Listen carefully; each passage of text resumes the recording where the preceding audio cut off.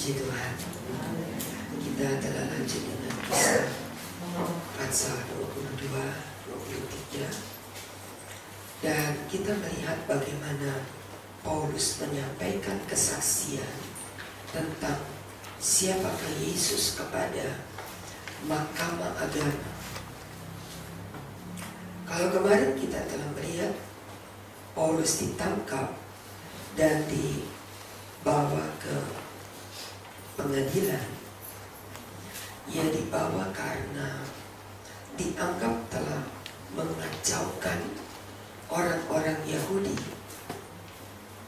Dan pada waktu Paulus ditangkap, kesempatan bagi dia untuk menyampaikan kata pembelaan diri ayat 1 bukan merupakan pembelaan diri kalau kita baca. Karena apa yang disampaikan Paulus adalah sebuah kesaksian. Ia menyaksikan mulai dari bagaimana ia bertemu dengan Tuhan. Ayat yang ke-7. Ia ketemu dengan yang tidak dikenal sebelumnya. Paulus berkata, "Rebahlah aku, dan aku mendengar suara yang berkata, Saulus, Saulus, mengapa engkau menganiaya aku? Jawabku, siapakah engkau Tuhan? Akulah Yesus orang Nazaret yang kau aniaya." Sebelumnya Paulus belum pernah bertemu dengan Yesus. Ia seorang Farisi. Kita baca tadi, ia seorang yang ahli Taurat. Ia seorang asisten dosen di sekolah tinggi Tiranus. Tapi dia belum kenal Yesus. Paulus menceritakan bagaimana karya Allah yang menjadikan bukan cuma mata jasmani. Karena pada waktu ia bertemu dengan Yesus itu, matanya buta.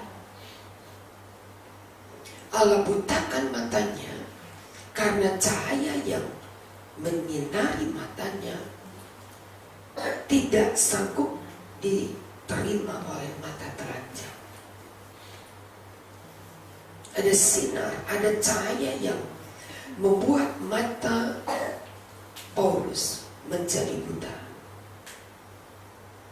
Tetapi dengan ia buta, ayat 13, seorang saudara Ananias yang mendoakan, dan seketika itu aku melihat dan kembali dapat menatap dia.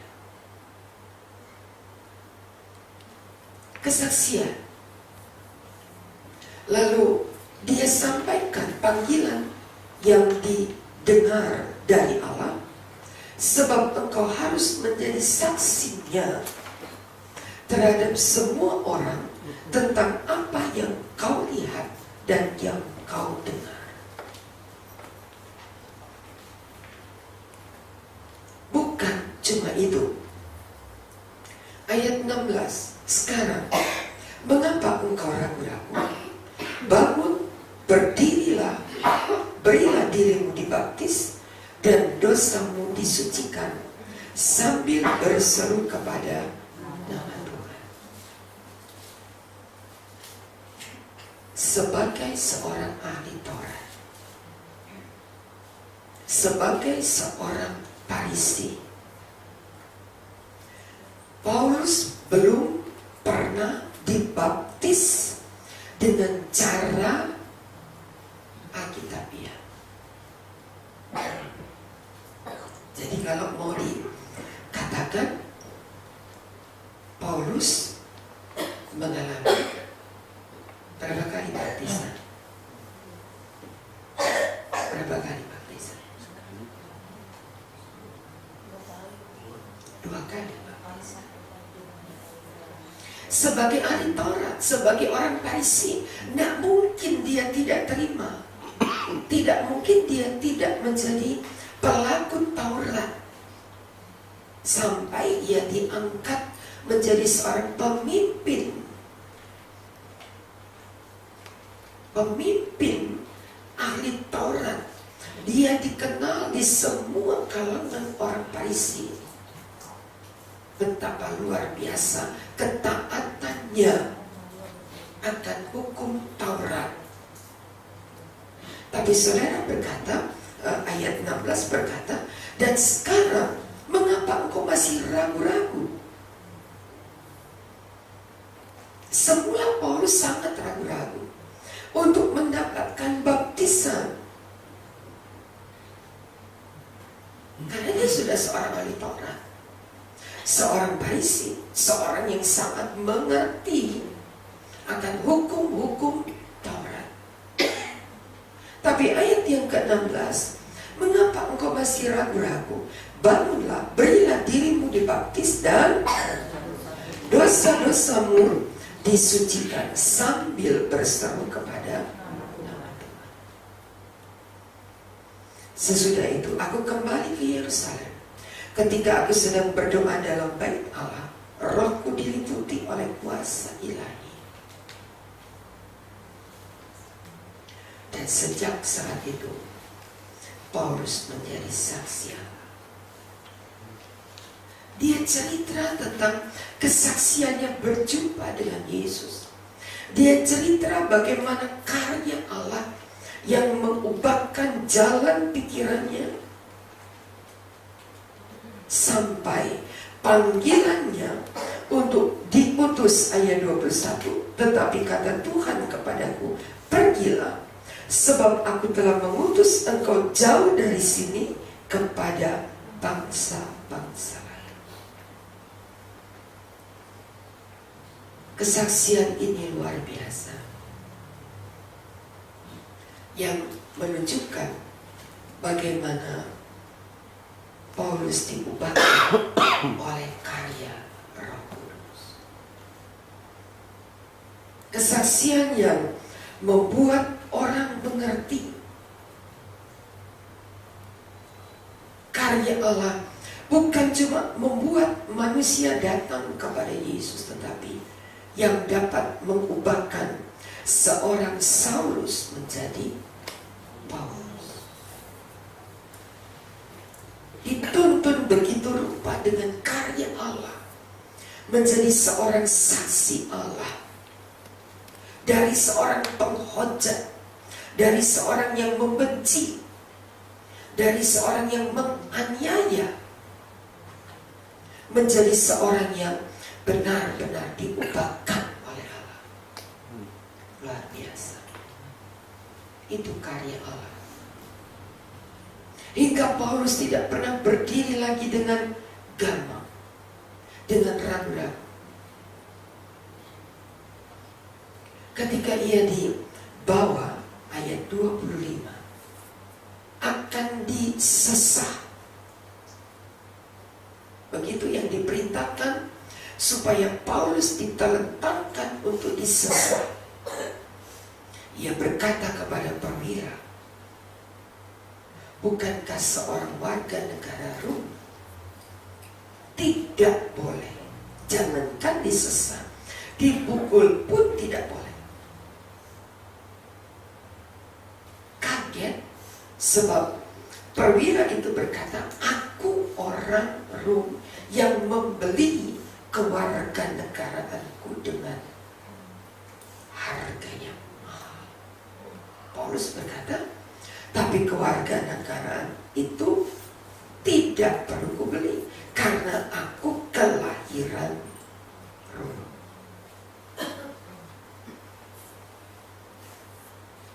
Orang lepaskan Paulus karena proses Paulus, seorang warga negara Rom, tidak boleh dipukul, apalagi disesat.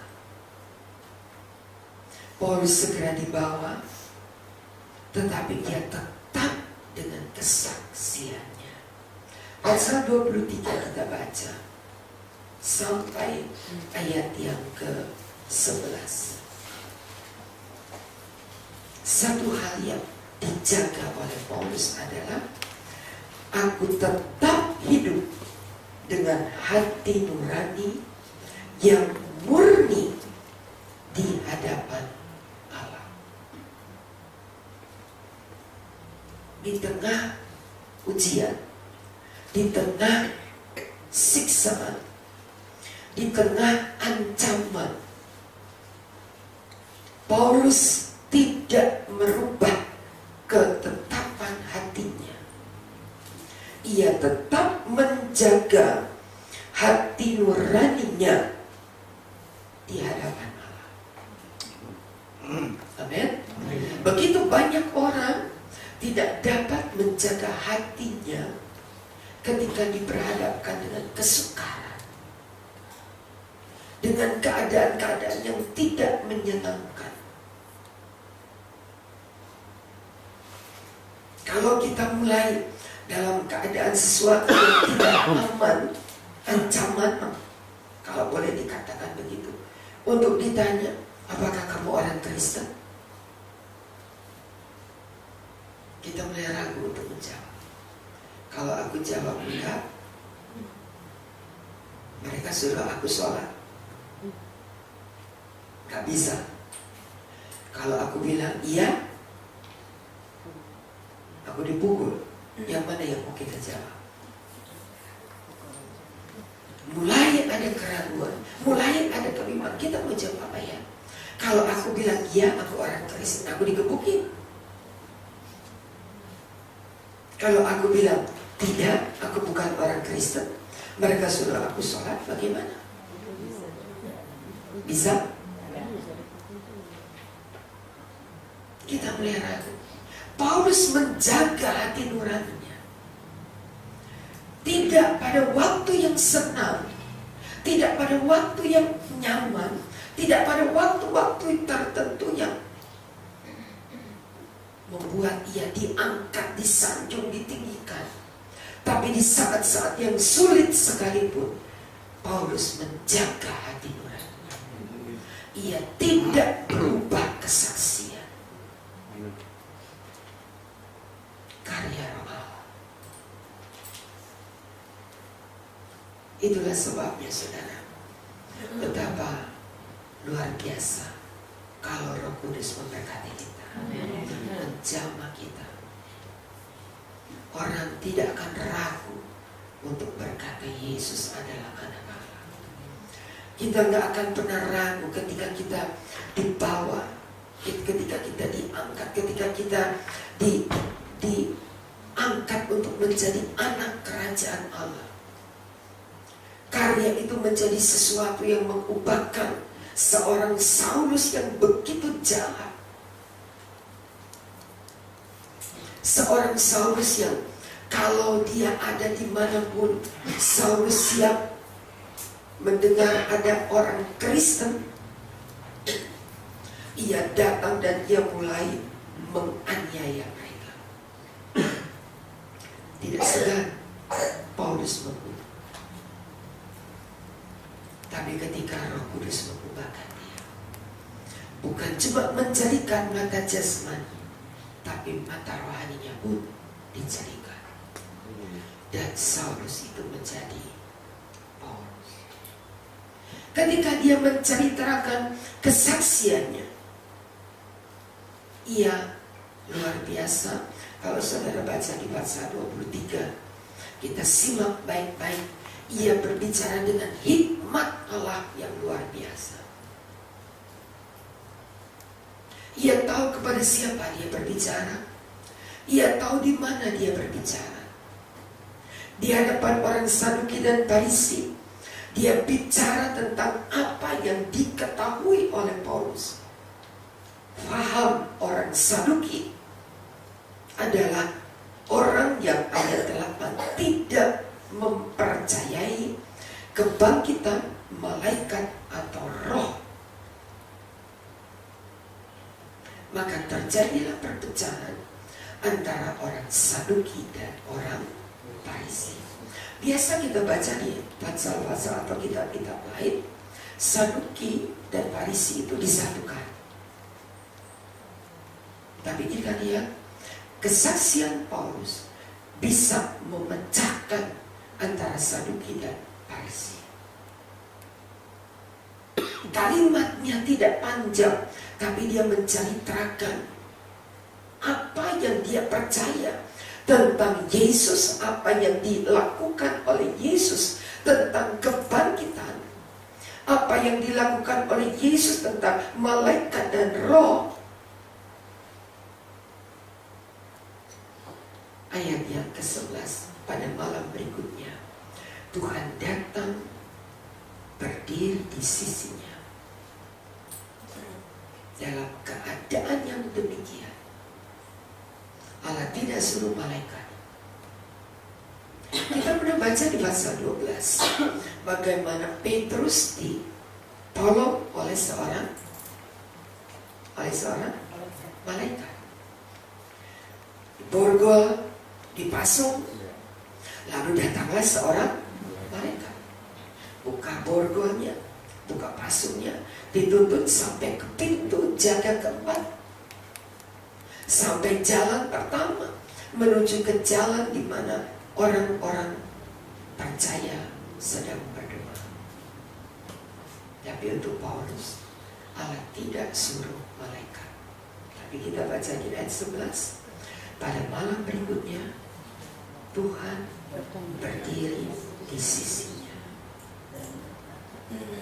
Orang yang punya kesaksian adalah orang yang dibela. Apapun keadaan yang dihadapi oleh Paulus, Tuhan berdiri di sisinya dan membela Paulus. Kuatkan hatimu, sebab sebagaimana engkau dengan berani bersaksi tentang aku di Yerusalem, demikian juga hendaklah engkau pergi bersaksi juga di Roma. Berarti ketika Paulus berdiri dengan kesaksian yang lantang, diurapi oleh Roh Allah, Allah berdiri untuk membela Paulus. Ini karya Allah. Ada kalanya kita sukar untuk berdiri dan bersaksi tentang Yesus kita. Ada kalanya kita lihat sekeliling, ada kalanya kita masih meragukan, ada kalanya kita bertanya-tanya, benarkah Tuhan itu adalah Allah yang sang menolong? Matius 16 seringkali bertanya kepada kita. Coba kita kembali lihat Matius 16 ayat yang ke-15. Ibu mulia, 16 ayat 15. Lalu Yesus bertanya kepada mereka, tetapi apa katamu, siapakah aku ini? Ya, ayat 16 ya. Ayat 16, maka jawab Simon Petrus, engkau adalah Mesias, Anak Allah yang hidup. Ayat 17 firman.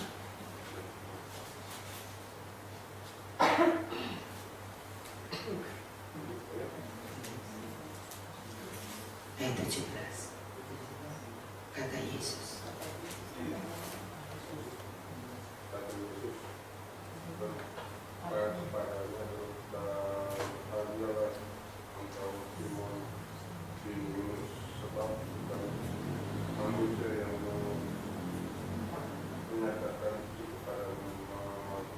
melainkan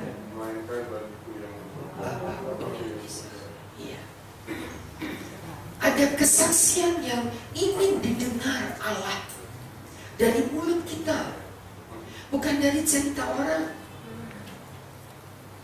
Murid-murid berkata, oh, ada yang mengatakan Yohanes Pembaptis, ada yang mengatakan Elia, atau yang mengatakan Yeremia. Oke, Yesus berkata, tetapi sekarang aku tidak mau dengar dari kata orang, dari katamu aku ini siapa? Dan untuk dapat memberikan sebuah kesaksian, kita harus punya pengalaman. Allah tidak ingin kita jiplak kesaksian orang. Kita menceritakan, oh tadi ada yang bersaksi dan kesaksiannya bagus loh, begini katanya. Tuhan gak mau dengar kesaksian orang yang kita ceritakan. Tuhan mau kesaksian kita. Apa pengalaman saudara dengan Allah? Apa pengalaman kita dengan Dia yang bernama Yesus? Apa pengalaman kita? Setiap pribadi yang datang kepada Yesus pasti punya pengalaman. Tak mungkin tidak. Dan pengalaman itu kekayaan rohani yang paling besar. Jaga itu, pertahankan itu, karena dengan kesaksian itu kita dapat memuliakan Allah. Allah ingin tunjukkan kesaksian.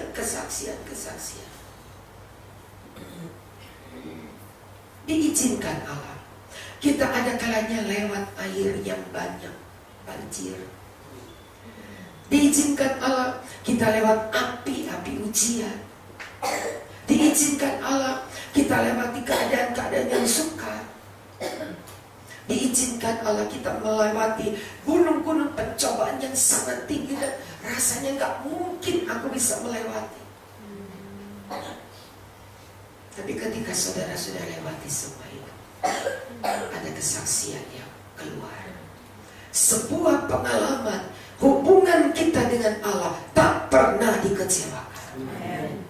Dan itu yang terbukti benar, membuat kita pegang baik-baik akan kesaksian itu. Karena dengan kesaksian itu kita dapat memuliakan Allah. Izinkan. Kalau nggak ada peristiwa-peristiwa yang besar seperti itu, kita mau ngomong apa? Kesaksian apa tentang Yesus? Kita mau ngomong apa? Kata orang itu tidak memberikan satu kemuliaan Allah. Tapi kalau kita berkata, menurut katamu, ayat 15, tetapi apa katamu? Siapakah aku ini? Paulus tidak cerita apa yang dikatakan oleh Petrus, oleh Yohanes, oleh Yakobus, tidak. Tapi dia ceritakan, aku yang sedang turun ke Damsyik untuk menganiaya orang-orang Kristen di sana, bertemu dengan sinar yang membuat aku buta dan jatuh. Ada pengalaman pribadi Paulus.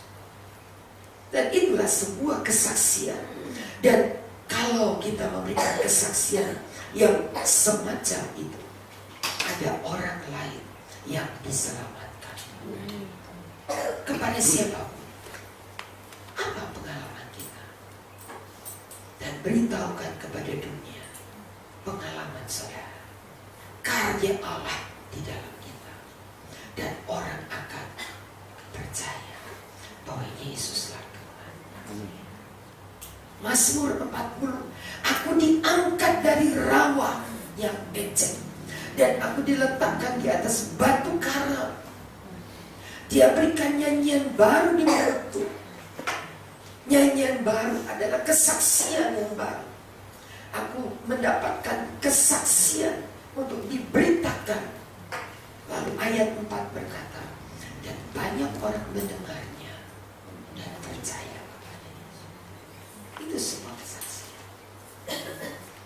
Sebab itu mari saudara, pertahankan pengalaman-pengalaman ini. Nikmati pengalaman berikutnya.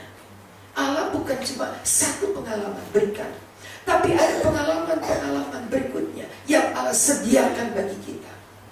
Hingga pengalaman itu selalu baru. Kesaksian itu selalu baru. Jangan marah ketika kita dibawa kepada satu kondisi situasi yang sulit.